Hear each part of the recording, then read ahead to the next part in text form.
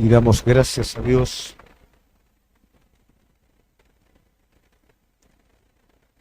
¿Podemos decir que estamos preparados para un tiempo nuevo? Y la pregunta sería, ¿qué es prepararse para un tiempo nuevo? Y es estar listo. Si ustedes recuerdan, los levitas, ¿qué es lo que hacían? Llevaban el arca. Pero eso era algo temporal, hasta que el arca fuese colocada en el lugar que correspondía. A partir de ese momento, los levitas dejaron de transportar el arca para dedicarse realmente a aquello para lo cual ellos habían sido elegidos, que era ministrar al pueblo de Dios. Hay tiempos en el desarrollo espiritual de cada uno de nosotros, como lo estamos viendo en la iglesia de los Hechos. Hubo un tiempo que se terminó para estos discípulos. Se terminó en el aposento alto, pero comenzaría un tiempo nuevo. Un tiempo de miedo, un tiempo de egoísmo, un tiempo de andar a medias, un tiempo de estar ajeno a lo que Dios quería estar haciendo, no solamente en ellos, con ellos, sino en el mundo entero. A veces el estar tan ocupados en nosotros mismos, tan encerrados en nosotros mismos, nos priva de entender la magnitud de lo que Dios quiere estar haciendo. Y esto es lo que no nos permite desarrollarnos espiritualmente. No es el plan de Dios que vos cada día estés mejor. Eso es una parte. El plan de Dios es mientras cada día estás mejor, podés llevar a cabo lo que Dios trazó para tu vida. En la necesidad que está habiendo en el mundo entero, vos sos una parte para poder ayudar en esta necesidad. Pero es necesario que entendamos que hay un momento en la vida que tenemos que determinar que las cosas no pueden seguir de la misma manera. Si los discípulos hubieran querido prolongar el tiempo, que de hecho lo hicieron en algún momento, solamente se encontraron con una barca y con una pesca nula. Quisieron repetir lo viejo, quisieron tratar de mantener algo que no era para mantener, era simplemente un tiempo de intercesión, era un tiempo de transición, un tiempo en el que todo cambiaría.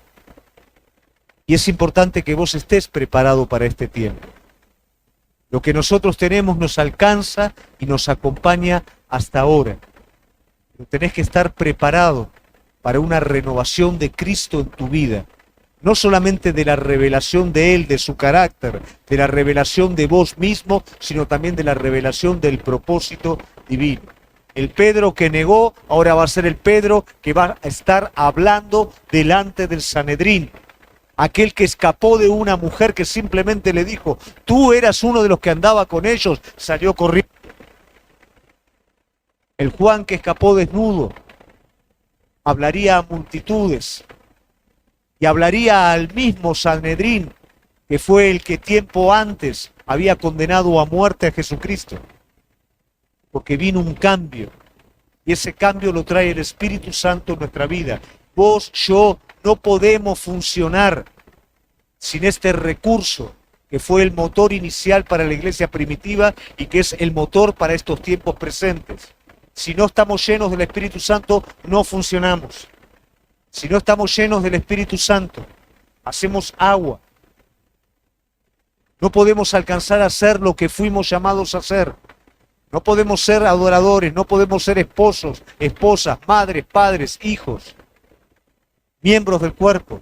Necesitamos la llenura del Espíritu Santo para poder ser lo que Dios nos llamó a ser. Y para eso tenemos que estar dispuestos y preparados para este cambio. Amén. Hoy vamos a estar viendo en el libro de los Hechos el capítulo 3 y el capítulo 4. ¿Trajeron todos cuadernito y virome? ¿Lo tenemos? Yo le explico algo y se lo voy a decir hasta que todos tengan cuaderno y virome. Desde que empezó la pandemia y empezaron los estudios de Jeremías, de Apocalipsis, ¿se acuerdan? Yo tengo cuadernos y cuadernos y cuadernos de los estudios. O casualidad que ahora me están llamando para poder dar estudios de Apocalipsis y el poder anotar todo, investigar y tenerlo todo en un cuaderno permite justamente poderlo estar haciendo y no tener que estar sobrecargándome, ¿no es cierto? Vos mañana vas a seguir preparándote. En esa preparación académica con respecto a la palabra del Señor, todo lo que estamos viendo ahora va a ser un manual de consulta que va a estar aportando en todo lo que vos vas a estudiar. No dejes que se pase nada, no dejes que ningún pescado se caiga de la canasta. Todo lo que hacemos, usalo, no lo dejes pasar. ¿Amén?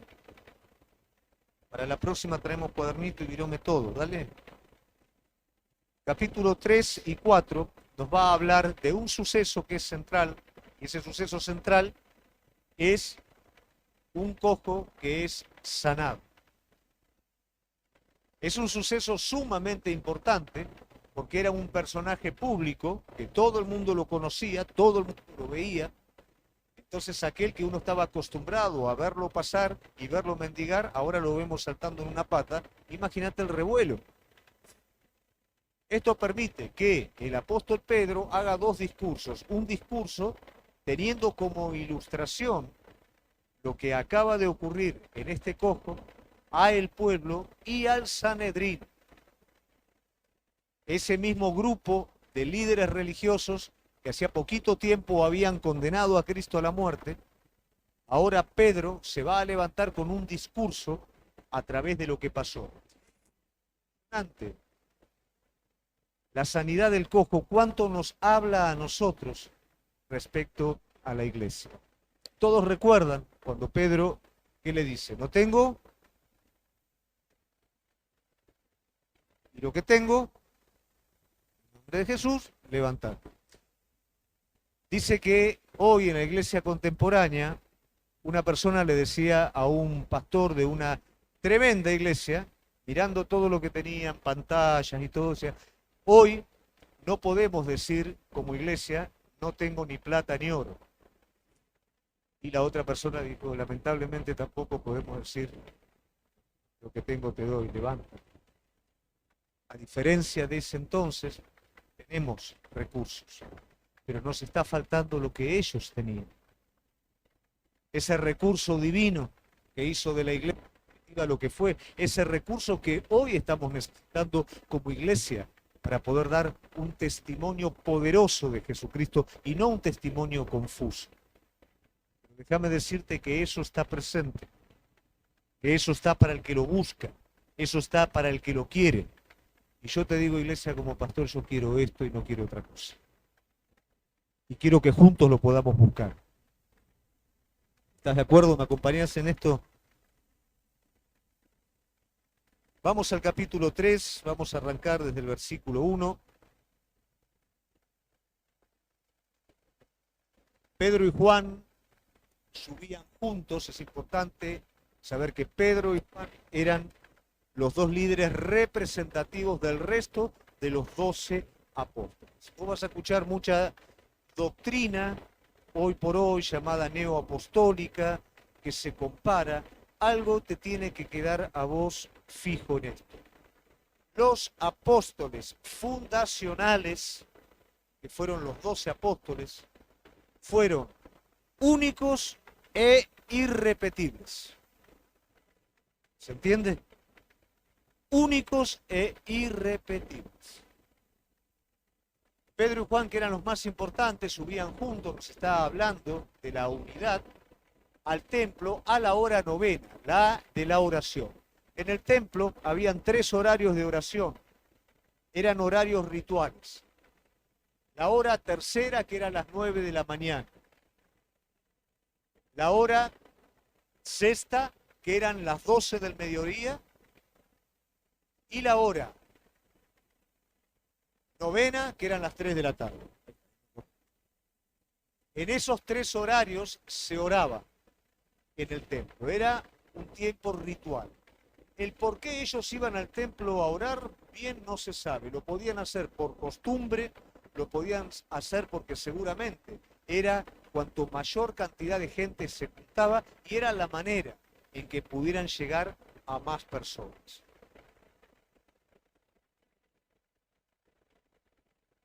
Y era traído un hombre cojo de nacimiento, a quien ponían cada día a la puerta del templo que se llamaba La Hermosa, para que pidiese limosna de los que entraban en el templo. Esta puerta es digna de ser mencionada, ¿por qué? Porque era una puerta de 22 metros de altura. Imagínate lo que sería la llave, ¿no? Una puerta de 22 metros de altura. Le decían La Hermosa, ¿por qué? Porque era una puerta que estaba decorada al estilo corintio. No era una puerta que tuviera metal precioso, pero artísticamente era atrayente. Era la puerta que dividía en el templo el atrio de las mujeres y el atrio de los gentiles. Por ende, era un lugar de mucho caudal de personas, donde muchas personas iban y venían. Era un lugar estratégico, ¿para quién? Para una persona lisiada. ¿Por qué razón? Todos quienes iban a adorar, por supuesto, iban con la conciencia un tanto más fresquita. Aparte, por tradición, se ayudaba a la gente pobre, y qué mejor lugar para una persona pobre que no se puede valer por sí misma, un lugar estratégico que le permita un ingreso para su vida. Cuando vio a Pedro y a Juan que iban a entrar en el templo, les rogaba que le diesen limosna, ¿no? Toda persona que con una necesidad. Pedro con Juan fijó en él los ojos y le dijo: míranos, esto es importante. ¿Qué hace la persona que da limosna? ¿No es cierto? Va, ¿no? Le da limosna y sigue, ¿no? Pero ellos se pararon, hicieron un contacto visual, creando una expectativa en esta persona. La persona, por supuesto, esperaba plata, pero no le iban a dar plata, le iba a dar algo mucho más grande que transformaría completamente la vida de esta persona. Y vamos a prestar atención, porque esto es importante entender qué pasa cuando hay cambios. Por eso yo te dije, importante que estés preparado para los cambios. Entonces él les detuvo, atento, esperando. Entonces él les estuvo, atento, esperando recibir de ellos algo. Está bien que no miremos, pero bueno, ¿qué pasa? Algo hay que recibir de todo. Mas Pedro le dijo: no tengo plata ni oro, pero lo que tengo te doy. En el nombre de Jesucristo de Nazaret, levántate y anda. Y tomándole por la mano derecha, le levantó, y al momento se le fijaron los pies y los tobillos. Y saltando se puso en pie y anduvo. Entró con ellos en el templo, andando, saltando, alabando a Dios. Todo el pueblo le vio andar y alabar a Dios. Y le reconocían que era el que se sentaba a pedir limosna a la puerta del templo, La Hermosa. Y se llenaron de asombro y espanto por lo que le había sucedido. Y teniendo asidos a Pedro y a Juan, el cojo que había sido sanado, todo el pueblo atónito concurrió a ellos al pórtico que se llamaba de Salomón. Toda esta situación nos está hablando de alguna manera de lo que el Espíritu Santo comenzó a hacer y cómo comenzó a testimoniar a través de ese grupo atemorizado que estaba en el aposento alto, pero que ahora está revestido del poder de lo alto. Pedro no tuvo ningún temor. Acordémonos un poquito del Pedro de antes y miremos al Pedro de ahora. ¿Qué pasa si él no se levantaba? ¿Qué pasa si lo agarro del brazo, tironeo y no se levanta? Imagínate el papelón. Pero no había para Pedro pensamiento de que no iba a suceder, porque Pedro ahora sabía lo que tenía. Pedro ahora sabía que la persona del Espíritu Santo moraba dentro de él. Y Pedro sabía que todo lo que prometió el Maestro era real. Entonces no era una opción que ese hombre no se levantara. Sin embargo, algo a considerar, que sobre la vida de ese hombre viene un cambio. ¿Y qué pasa cuando un pordiosero está acostumbrado a sentarse a pedir limosna en un lugar sin hacer absolutamente nada, pero ahora es sanado. Pedro sigue y Juan siguen sin plata, sin oro. Y ahora el pordiosero tampoco va a tener limosna, porque ahora ¿para qué te vamos a dar si caminas? Puedes trabajar. Y a esto me refiero un poco con cambios.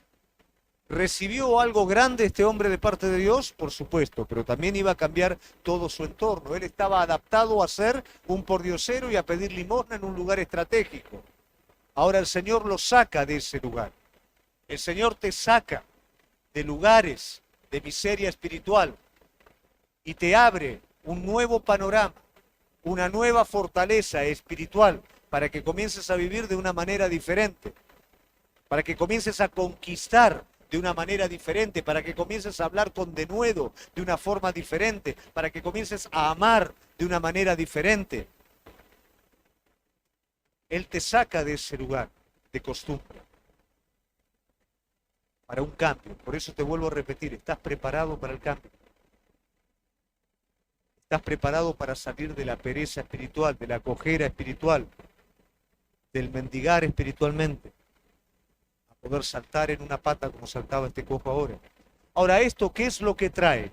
Un testimonio absoluto. Qué poco se ve esto. Cuánto testimonio de sanidad, pero qué poco testimonio como esto. Que todo el mundo pudo testificar que realmente eso es. Veía el testimonio de Gustavito, su sanidad, cómo llenó toda su familia, toda la casa lo fue a ver, todo el barrio se revolucionó por ver que una persona estaba perdida en el alcohol y ahora esa persona está sana. Cuando hay testimonios reales, no se puede callar. Se festeja, se habla, se cuenta, se dice. No hay trucos emocionales. Lamentablemente hay un descreimiento en el cuerpo de Cristo. Ah, sí, se levantó el paralítico, pero no sé si era tan paralítico, no era tan paralítico. Todo ese tipo de cosas nos suman. Pero el Espíritu Santo hace cosas reales. Las hizo y las sigue haciendo. Son esas cosas las que tenemos que buscar. Son esas cosas las que tenemos que permitir que el Espíritu Santo use la vida y despierte los dones de sanidad y de fe para que estas cosas se lleven a cabo y para que la gente quede atónita diciendo, ¿qué está pasando acá? Él por sí mismo, el testimonio por sí mismo no puede hacer nada. Mucha gente corre a ver este tipo de señales solamente para que ocurra algo en su vida. Pero esto es solamente el primer paso para que algo importante ocurra. Y lo importante es el discurso que ahora Pedro va a estar dando. 12. Viendo esto, Pedro respondió al pueblo: varones israelitas, ¿por qué os maravilláis de esto? La pregunta que nosotros hacemos, a ver, Pedro, está bien, pero es para maravillarse. Pero lo que acá Pedro les está diciendo, mismo Jesús que caminó entre ustedes, que hace poquito asintieron para que muriera, ¿acaso no hacía estos milagros delante de sus ojos? Entonces, aunque ahora no esté en persona, Él desde el lugar que está, es a la diestra del Padre, lo sigue haciendo. Y si lo hizo cuando estuvo acá y lo sigue haciendo ahora, ¿de qué os maravilláis? Es el mismo Cristo. Eso es lo que Pedro le está transmitiendo. ¿O por qué ponéis los ojos en nosotros como si por nuestro poder o piedad hubiésemos hecho andar a este? Esto habla de la integridad de estos hombres de Dios. ¿Recuerdan cuando vimos Apocalipsis? ¿Qué pasaba con el ángel?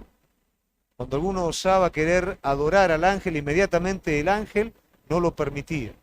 Estos hombres de Dios tampoco iban a permitir que la gloria de Cristo se diluyera pensando en que ellos habían hecho algo. Qué importante es esto para nuestras vidas, poder ser usados por Dios tremendamente y hacer un paso acostado para que la gloria se la lleve completamente Él.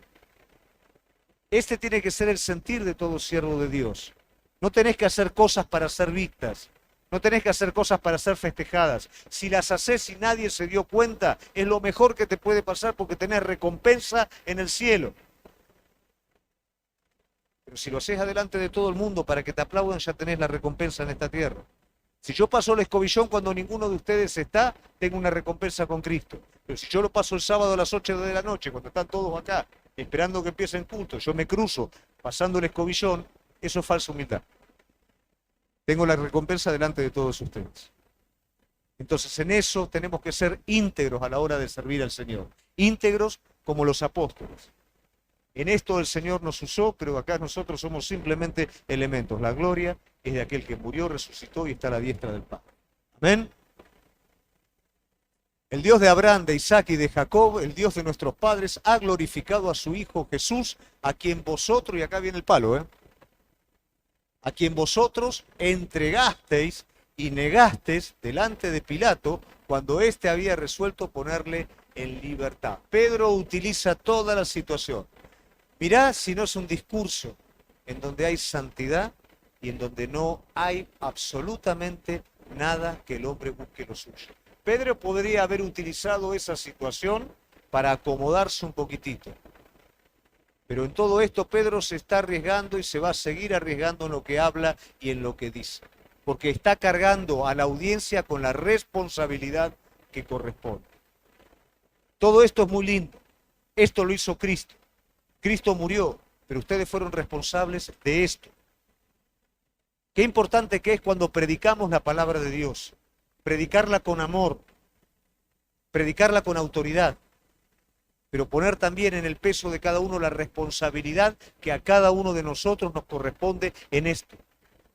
Porque es la manera en donde puede haber un arrepentimiento verdadero. Hay personas que viven toda una vida en la iglesia escuchando un mensaje que solamente acaricia su vida natural y jamás hay un arrepentimiento en su vida. Porque no hubo una palabra que tocara lo más profundo de su ser, que tocara su conciencia, que le hiciera ver su parte en todo esto. Bueno, esto es lo que hace Pedro. Pedro le está diciendo, todo esto es muy lindo, pero ustedes son responsables de lo que pasó. Si este mensaje quedaría ahí solamente sería de condenación, pero el mensaje continúa.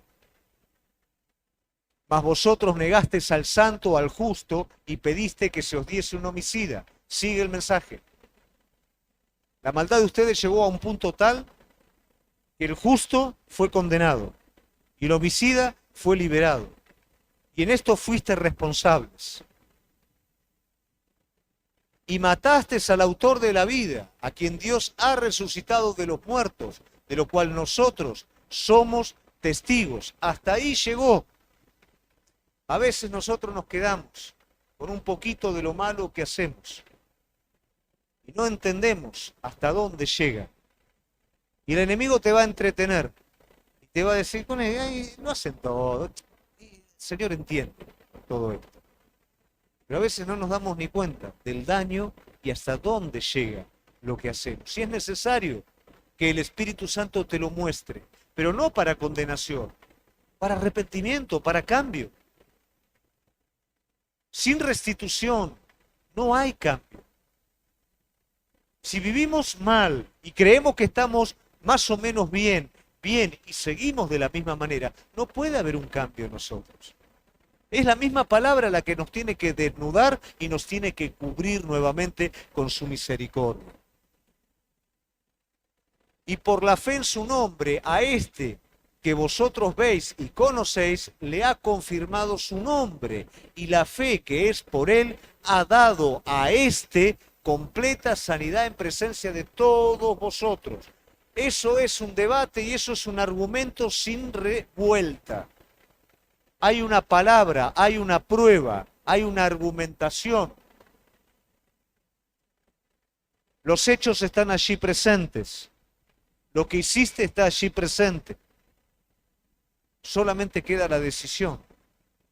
Eso es el Evangelio.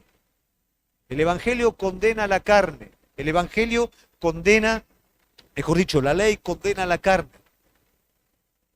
El Evangelio de la gracia de Dios salva al pecador, nos cubre.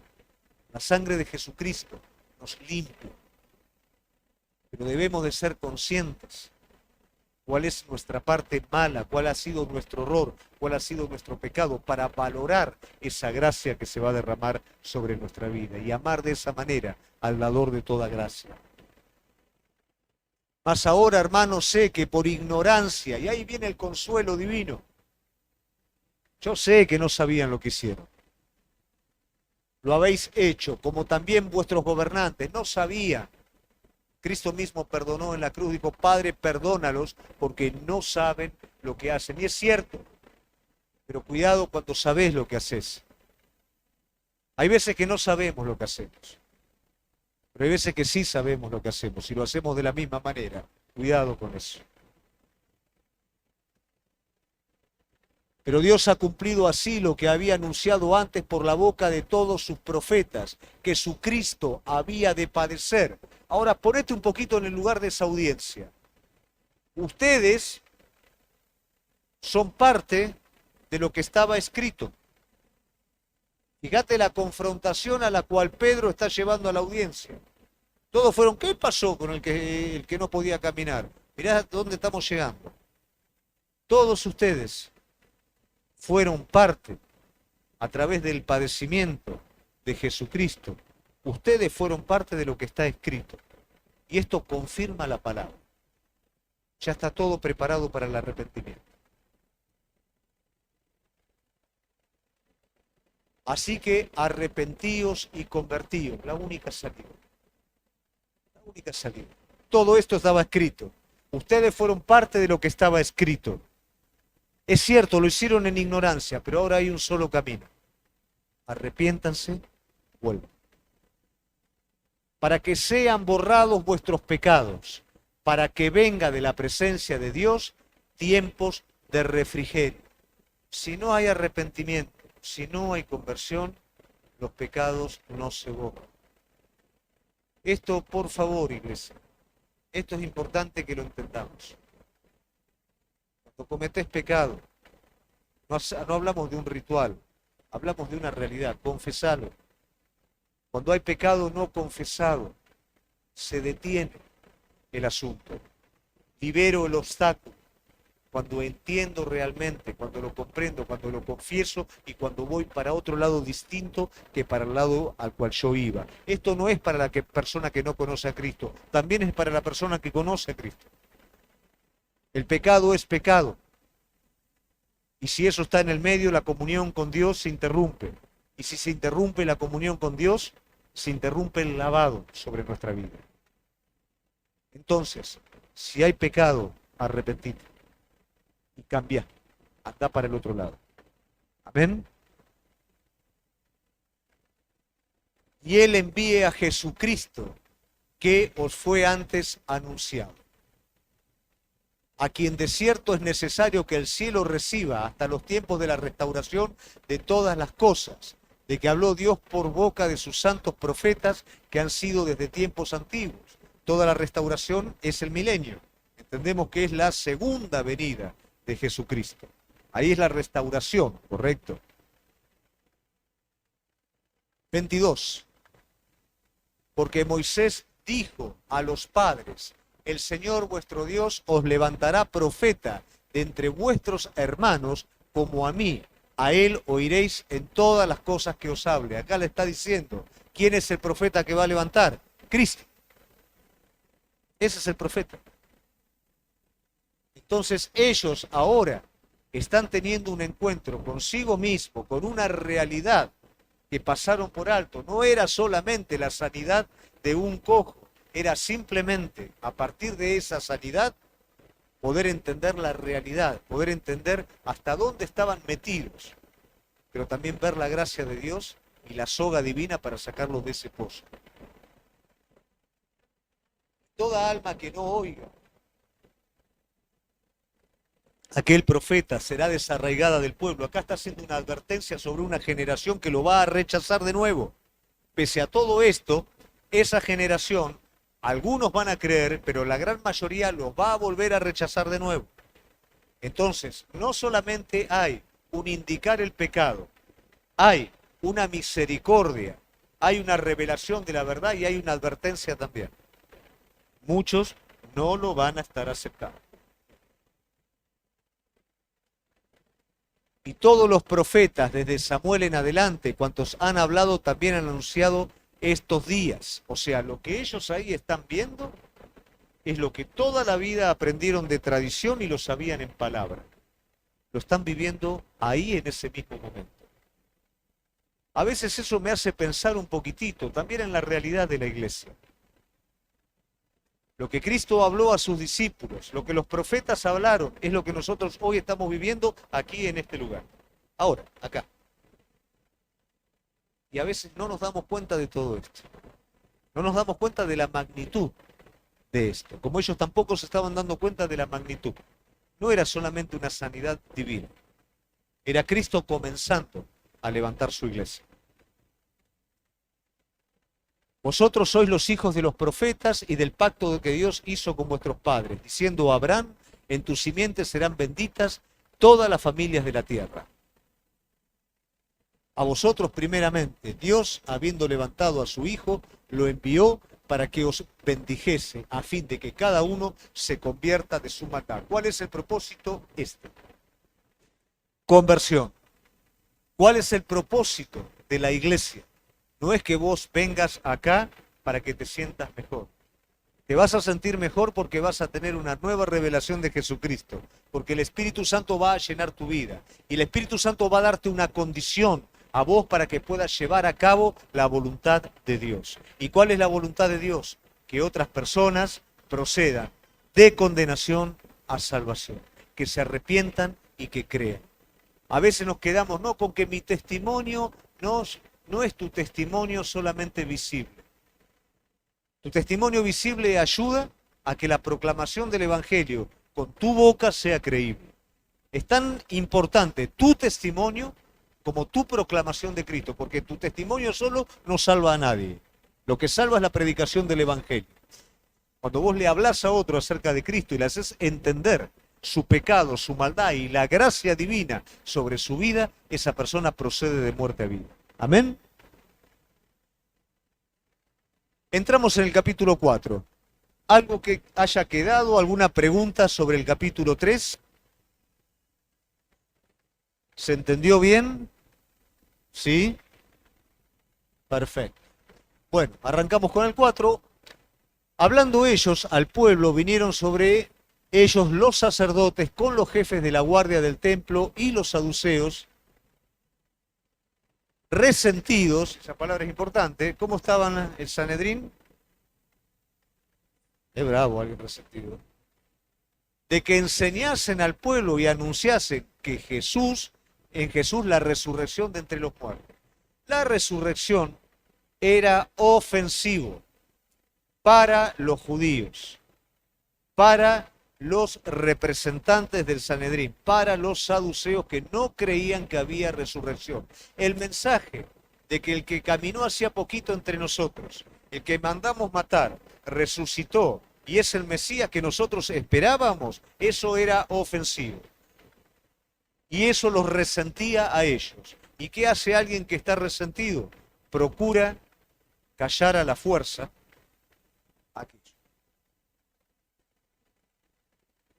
Y les echaron mano y los pusieron en la cárcel hasta el día siguiente, porque era ya tarde.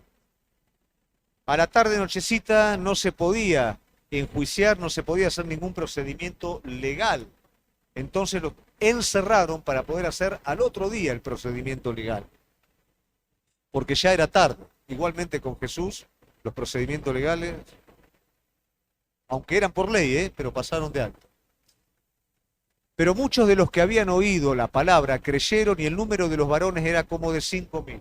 ¿Cuándo fue el primer discurso de Pedro? ¿Cuántos eran? 3.000. Mirá qué poquito tiempo y ya se duplicó. Imagínate si pasa esto acá. Qué lindo, ¿eh? Aconteció al día siguiente que se reunieron en Jerusalén los gobernantes, los ancianos y los escribas. Es importante esto. Algo tenemos que saber. Probablemente en este grupo, que ves que hay un montón de detalles, y más adelante los detalles, vas a saber hasta de qué hablaron ellos cuando estaban solos. ¿Y quién sabe qué hablaron cuando estaban solos si Juan y Pedro estaban en la cárcel? Porque probablemente, como se dice que Lucas, ¿no?, escribe, probablemente, ¿quién estaba ahí presente también? Pablo. Entonces Pablo traería detalles que de otra manera no se sabrían entender. Y el sumo sacerdote Anás y Caifás, Juan y Alejandro, todos los que eran de la familia de los sumos sacerdotes, todos resentidos, poniéndoles en medio, les preguntaron, ¿con qué potestad o en qué nombre habéis hecho todo esto? O sea, ¿en el carácter de quién hiciste todo esto? Eso es un poquito lo que le pregunto, ¿no? ¿En qué poder haces todo esto? ¿En la esencia de quién haces todo esto? Y ahora Pedro se prepara para un segundo discurso, y este discurso ya es de un talante mayor. ¿Por qué? Porque él va a hablar directamente al Sanedrín. A ver, ¿qué pasa si alguno de nosotros en este tipo de situación tendríamos que estar enfrentándonos a, qué sé yo, la Academia de Filosofía y Letras, ¿cierto? En el cual los eruditos más grandes te van a estar interrogando? Se te va a complicar un poquito y vos le tenés que decir que el hombre que caminó en esta tierra resucitó. Pero entendamos algo. Espíritu Santo es espíritu de qué? De sabiduría. Por supuesto que te tenés que preparar. No es que no me preparo, entonces el Espíritu Santo, ¿no es cierto? No, te tenés que preparar. Pedro está en la sabiduría del Espíritu Santo acomodando todas las cosas conforme a la palabra de Dios. Ya lo vimos en el capítulo anterior, en el 3, no, en el 2. Vimos cómo respaldó la venida del Espíritu Santo, cómo lo respaldó con las profecías y con los salmos, cómo lo fue respaldando, cómo está respaldando su mensaje con la palabra de Dios. Entonces vamos a ver que esta gente resentida no tiene argumento para discutir. No le puede decir, sí, pero mirá que no le pueden decir nada, como a Jesús. No lo podían rebatir. Entonces Pedro, lleno del Espíritu Santo, otra vez, no fue una experiencia única, fue una experiencia constante. En tu vida, en mi vida, no hay una experiencia única. Continuamente somos llenos del Espíritu Santo y es lo que tenemos que buscar. Cuando nos debilitamos, funcionamos en nuestra naturaleza, con conocimiento religioso, pero funcionamos desde nuestras fuerzas naturales. Y por supuesto que el enemigo, ¿qué hace con eso? Nos voltea. Por más que tengamos mucho conocimiento teológico, no tenemos la fuerza para poner ese conocimiento teológico en práctica. Cuando somos renovados por el Espíritu Santo, es un río que salta para vida eterna. Fluye desde nosotros. Necesitamos continuamente ser llenos del Espíritu Santo para vivir una vida victoriosa. Entonces Pedro, lleno del Espíritu Santo, les dijo: gobernantes del pueblo y ancianos de Israel, puesto que hoy se nos interroga acerca del beneficio hecho a un hombre enfermo, de qué manera éste haya sido sanado. ¿Seguimos? Sea notorio a todos vosotros y todo el pueblo de Israel que en el nombre de Jesucristo, ahí, ¿entendés? No es que se va por un lado, no, vamos a Cristo. A quien vosotros crucificaste, vemos de nuevo, y se lo está diciendo a quiénes, a los representantes, más todavía, porque ellos son los que arengaron y los que legalmente hicieron todo para que él fuera crucificado. Entonces acá los está confrontando con la verdad. Los otros no sabían lo que hacían. Estos sí sabían lo que hacían. Y él los está confrontando. Y a quien Dios resucitó de los muertos, por él este hombre está en vuestra presencia sano. Podían decirle: sos un mentiroso, pero el testimonio está enfrente tuyo. ¿Por medio de quién lo sanaron? Por medio de Jesucristo. A que vos lo mataste, a que el Señor lo resucitó, y acá está el resultado. ¿Y cómo te la arreglas con ese paquetito? No, ¿por qué? ¿Por qué qué? Este Jesús es la piedra reprobada, y ahí viene con la palabra. Por vosotros los edificadores. O sea, te estoy mostrando lo que vos hiciste acá en la palabra. ¿Qué dice la palabra? Los edificadores. ¿Quiénes son los edificadores? Los pastores del pueblo, son ustedes. ¿Y qué hicieron ustedes? Lo mismo que dice acá, desecharon la piedra. Ya cada vez menos, ¿no? La cual ha venido a ser cabeza del ángulo. Mataron al que no tenían que matar. Y esto lo dice la palabra de Dios y ustedes son responsables. Eso sería versión popular. Y en ninguno otro hay salvación, porque no hay otro nombre debajo de los cielos dado a los hombres en que podamos, y ahí tira toda la carne en el asador. Ya está. Él es el único agente de salvación. Él es el nuevo pacto. Nadie puede ser salvo a partir de ahora por el sistema antiguo. A partir de Cristo, todos son salvos por el único nombre dado debajo de los cielos. Es el único que puede traer salvación a Dios. Y en esto es radical y absoluto. No hay término medio. Imagínate si antes estaban resentidos después de escuchar el sermón. Bueno. 13. Entonces, viendo el denuedo de Pedro y de Juan y sabiendo que eran hombres sin letras y del vulgo, los resentidos, ¿qué pasaba? Se maravillaban y le reconocían que habían estado con Jesús, y esto es lo que a mí me tocó. Cuando vos caminás con Jesús, cuando vos tenés una relación con Cristo, reconocen que vos estuviste con él. La mujer que reconoció que Pedro estuvo con Jesús, lo reconoció solamente por la manera de hablar. Pero ahora los dirigentes religiosos están reconociendo que estos hombres caminaron con Jesús porque, siendo personas del vulgo, sin preparación, hablan con un denuedo y con una erudición y con una verdad que ni siquiera ellos podían hablar de esa manera. Cuando vos caminás con Jesús, tus argumentos son sólidos, fundamentados en la palabra de Dios, respaldados por el poder del Espíritu Santo que vive adentro tuyo. Eso es la iglesia y eso es lo que hoy necesitamos.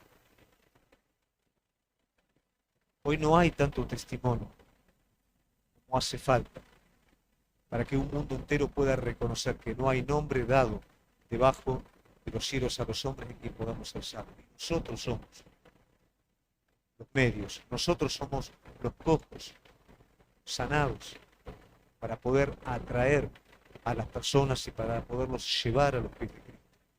Somos nosotros, iglesia. Pero si como ese cojo seguimos pidiendo limosna o seguimos extrañando con la facilidad que recibíamos las cosas sentados en la puerta del templo, en vez de ponernos de pie y comenzar a andar y comenzar a proclamar y a vivir la grandeza de nuestro Señor, no vamos a poder estar a la altura. Y viendo al hombre que había sido sanado, que estaba en pie con ellos, ¿qué iba a decir? Estás diciendo algo que hice, pero estás mostrando por la palabra de Dios. Es indiscutible la manera en la que estás hablando y lo tenemos al cojo acá parado. No podemos decir más nada, ya está. Entonces les ordenaron que saliesen del concilio y conferenciaban entre sí. Ahí seguramente Pablo no. A ver, salí porque no sabemos ni qué decir. No podemos ir adelante de ustedes. Empezaron a hablar. Diciendo, ¿qué haremos con estos hombres? Seguramente estaba Pablo, ¿no? Porque de cierto señal manifiesta ha sido hecha por ellos, notoria a todos los que moran en Jerusalén. Y no lo podemos negar. Qué lindo que es. Sin embargo, para que no se divulgue más, y ahí está la malicia, ¿te das cuenta? ¿Les importaba a ellos? ¿Les importaba la verdad? ¿Les importaba realmente hacerse cargo de algo monstruoso como habían hecho? ¿Les importaba que su pueblo fuera realmente salvado por el propósito eterno trazado? No les importaba, lo único que les importaba era ¿qué? Su propio bienestar. Era lo único que querían. Y llamándoles, le intimaron a que de ninguna manera hablasen ni enseñasen en el nombre de Jesús. Pie y cabeza. O sea, después de esto, no hablen más de esto que anda, que funciona. No hablen más de esto. No. Mas Pedro y Juan respondieron diciéndole, juzgad si es justo delante de Dios obedecer a vosotros antes que Dios. Y esa es la frutillita de la torta, ¿no? Ya está. Listo. A quien ustedes crucificaron, el Señor lo ha hecho Dios y Cristo. Por medio de Él está lo que ustedes están viendo delante. A través de la palabra ven la culpabilidad de ustedes. Y yo no me voy a estar callando, porque ustedes en su error no estén dispuestos a que yo hable. Cuidado, no es bueno ser fanático. El fanático no tiene preparación ni sabiduría. pero tampoco, teniendo preparación y sabiduría, es bueno ser políticamente correcto a la hora de tener que decir la verdad. Es muy importante ser equilibrados, pero a la hora de la verdad hay que inclinarse y hay que jugarse por la verdad. Pedro una vez no lo hizo y probablemente la palabra de Dios nunca me habla del aguijón de Pedro, me habla del aguijón de Pablo. Pero no me cabe la menor duda que Pedro también tendría un aguijón clavado y era ese. Otra vez Pedro no iba a repetir el mismo error. Él no iba a ser callado ahora porque estos tuvieran temor del hombre. Él no iba a ser callado de aquello de lo cual había sido testigo. Porque no podemos dejar de decir lo que hemos visto y hemos oído. Ellos entonces les amenazaron y les soltaron, no hallando ningún modo de castigarles por causa del pueblo, porque todos glorificaban a Dios por lo que había pasado. Entonces lo tienen que soltar, no encuentran causa, los amenazan. ¿Por qué? Porque le tienen temor al hombre. Tenían miedo que el pueblo se volviera contra ellos. No hay un tener en Dios en cuenta, para nada. No les interesa. Ya que el hombre en quien se había hecho este milagro de sanidad tenía más de 40 años, puesto en libertad, vinieron a los suyos y contaron todo lo que los principales sacerdotes y los ancianos le habían dicho. Mirá lo que es la historia de ellos en esa iglesia primitiva. Ya los largan, ¿no? Y viene Juan y viene Pedro, contentos. Vengan, iglesia, vengan que les cuento. Mirá los testimonios que tenían, ¿viste? No es como, ahora sí, antes escuchaba, ahora escucho un poquito mejor. No. El testimonio que le contaban que era, mira, a este el Señor lo levantó, nos llevaron, nos metieron preso, hablamos en el Sanedrín, no nos pudieron condenar y nos tuvieron que soltar. Imagínate eso en la iglesia. Imagínate ese testimonio, ¿no? Y ellos, habiendo oído, alzaron unánime la voz a Dios y dijeron, soberano Señor, tú eres el Dios que hiciste el cielo, la tierra, el mar y todo lo que en ello hay. Que por boca de David tu siervo dijiste, ¿por qué se amotinan las gentes y los pueblos piensan cosas vanas? Mirá la oración de ellos lo que es. Se reunieron los reyes de la tierra y los príncipes se juntaron en uno contra el Señor y contra su Cristo. Todo palabra de Dios. Porque verdaderamente se unieron en esta ciudad contra su santo Hijo Jesús, a quien ungiste Herodes y Poncio Pilato con los gentiles y el pueblo de Israel, para hacer cuanto tu mano y tu consejo había antes determinado que sucediera. Y ahora, Señor, mira sus amenazas. Frente al peligro, ¿qué hacemos? La iglesia frente al peligro, en medio de estas amenazas, concede a tus siervos que con todo denuedo hablen tu palabra. Mientras extiendes tu mano para que hagan sanidades, señales, prodigios mediante el nombre de tu santo Hijo Jesús.